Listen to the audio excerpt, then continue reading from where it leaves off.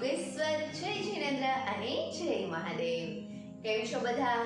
મારી channel HNS food સ્ટેશનમાં તમારું સ્વાગત છે. આજે આપણે ખૂબ જ સરળતાથી અને એકદમ ઓછા ટાઈમમાં બની જતા દહીં પૌવા બનાવીશું.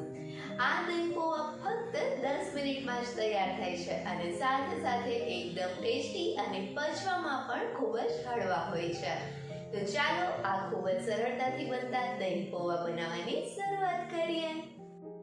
દહીં પૌવા બનાવવા માટે સૌથી પહેલાં ચોખાના પૌવાને ચોખા પાણી વડે સરસથી ધોઈને 2 મિનિટ માટે પલાળી 5 મિનિટ માટે ઝારામાં કોરા થવા માટે રાખી દેવા અને ત્યાર પછી આ રીતના પૌવા તૈયાર થઈ જશે. હવે આ પલાળેલા પૌવામાં આપણે બધા જ મસાલા ઉમેરીશું.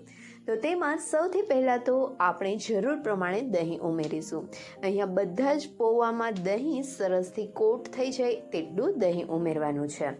તેની સાથે જ થોડા દાડમના દાણા અને થોડી સમારેલી ધાણા ભાજી પણ ઉમેરીશું. અને લાસ્ટમાં તેમાં સ્વાદ પ્રમાણે મીઠું અને થોડું શેકેલ જીરું પાવડર ઉમેરીશું. અહીંયા બધા જ મસાલા તમે તમારા ટેસ્ટ પ્રમાણે વધુ ઓછા લઈ શકો છો. અહીંયા તમે થોડો મરી પાવડર અથવા તો લાલ મરચું પાવડર પણ ઉમેરી શકો છો. અને હવે આ બધી જ વસ્તુને સરસથી મિક્સ કરી લેશું. બધી વસ્તુને બરાબર મિક્સ કર્યા પછી જો તેમાં દહીં અથવા તો કોઈ મસાલા ઓછા લાગતા હોય તો તેને ઉમેરીને ફરીથી મિક્સ કરી લેવું. અને હવે અહીંયા જોઈ શકાય છે કે બધી જ વસ્તુ સરસથી મિક્સ થઈ ગઈ છે. તો હવે આપણા કડ પૌવાને વધારે ટેસ્ટી બનાવવા માટે તેના માટે એક તડકો તૈયાર કરીએ. તો તેના માટે એક વાસણમાં 1 ચમચી જેટલું તેલ ગરમ મૂકીશું. તેલ ગરમ થાય એટલે તેમાં અડધીથી 1 ચમચી જેટલી રાઈ અને થોડી અડદની દાળ ઉમેરીને તેને સરસથી સાતળી લેશું. અને ત્યાર પછી તેમાં લાલ મરચું અને થોડા લીમડાના પાન ઉમેરીશું. અને તે પણ થોડું સતળાય એટલે થોડો હિંગ પાવડર ઉમેરીને તેમાં બારીક સમારેલી ડુંગળી ઉમેરીશું. અને હવે ડુંગળીને સરસથી મિક્સ કરી લઈ તેને સાતળી લેશું. ડુંગળીને આપણે એકદમ ગોલ્ડન બ્રાઉન કલર જેવી થાય ત્યાં સુધી નથી પકાવવાની. તે એકદમ સોફ્ટ થાય ત્યાં સુધી તેને પકાવીશું. ડુંગળી થોડી પાકે એટલે તરત જ તેમાં બારીક સમારેલા લીલા મરચાં ઉમેરીશું. અહીંયા બને તો તીખા મરચાં ઉમેરવા, કેમ કે આપણે દહીં પૌવામાં લાલ મરચું પાવડર નથી ઉમેર્યું.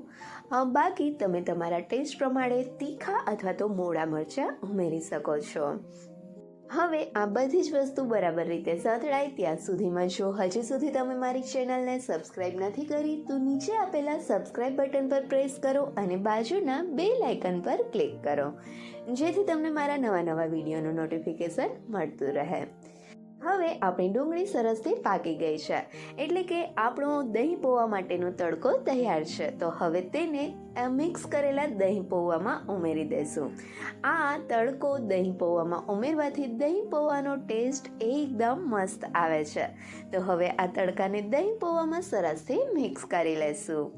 અને ત્યાર પછી તૈયાર છે આપણા એકદમ ટેસ્ટી અને ખાવાની મજા પડે તેવા અને પચવામાં હળવા તેવા દહીં પૌવા.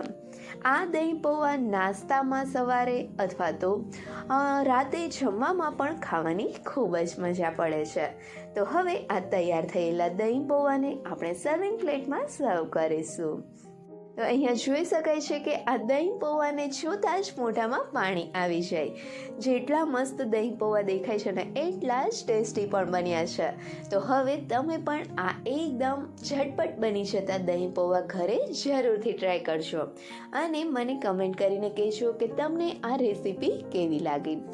જો રેસીપી ગમી હોય તો વિડીયોને લાઈક કરજો અને તમારા ફ્રેન્ડ્સ સાથે શેર પણ કરજો. અને હા, મારી ચેનલને સબસ્ક્રાઈબ કરવાનું ભૂલતા નહીં.